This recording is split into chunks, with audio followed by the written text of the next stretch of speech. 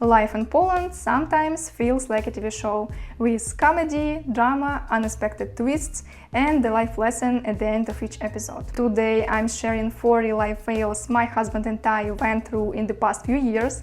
One almost cost me a tooth, another a proper Christmas, the third one tears and frustration, and the fourth taught us how easy it is to lose money out of nowhere.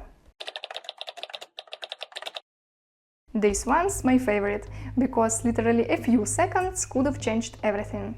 I went to get a dental implant in Wrocław. There were 2 options: pull out the tooth and insert the implant right away, or pull it and wait a bit. I was so stressed about the wall drilling into the jaw thing that my brain just fogged up. All I could think was just do what you need and let me go.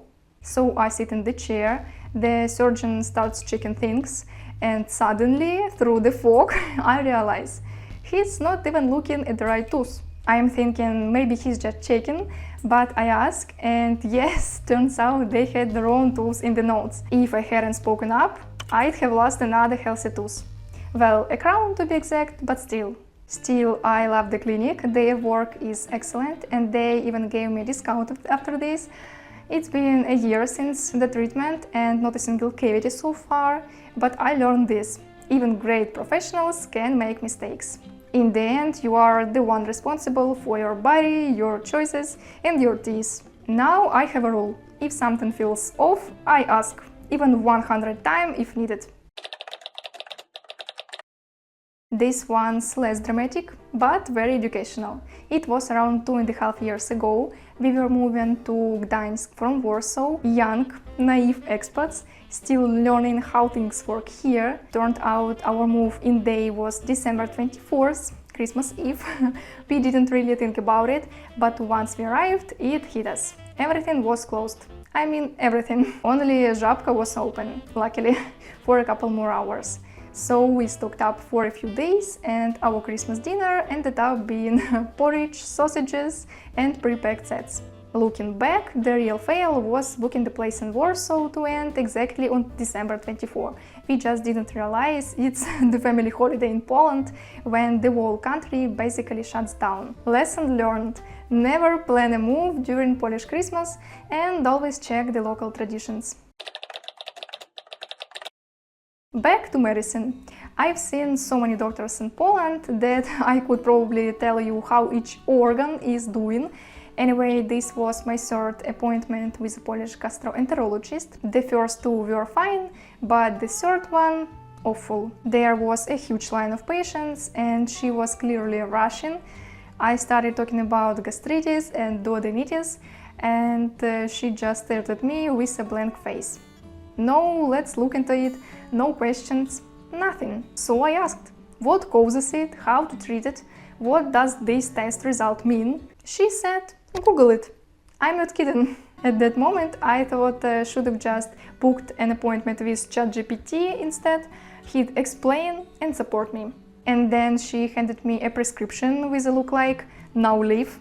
I actually cried after that visit. For the first time, I felt like I wasn't even a patient, just someone wasting her time. But again, the same lesson. You are responsible for choosing the right doctor. I now pay attention to one thing: human connection. If it's not there, what's the point? To be fair, this doctor did order a bunch of tests, and that's how we found my histamine intolerance. Okay, but other stories?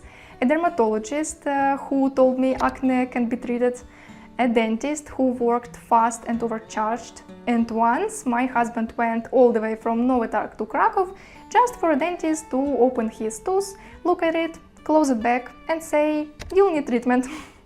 That little check cost him 300 zlotys. We love Vetorilo city bikes, especially the electric ones. Super fun and no real alternatives. One evening we were riding around, parked the bikes and walked away. Only later, at night, we got a notification.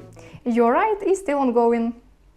Turns out we got to lock the bike. So my husband had to go back at midnight just to lock it. Otherwise it would have cost us about 40 zlotys. He contacted support and they actually refunded it, even though they didn't have to. Thank you Funny thing, we later had a similar issue with a regular bike. That one cost 3 zlotys, but no refund that time. And once we randomly got charged 150 zlotys because of a bug. So yeah, now we know all the bike hacks, how to wiggle the lock, shake the bike to unlock it, and how to check if it's actually locked.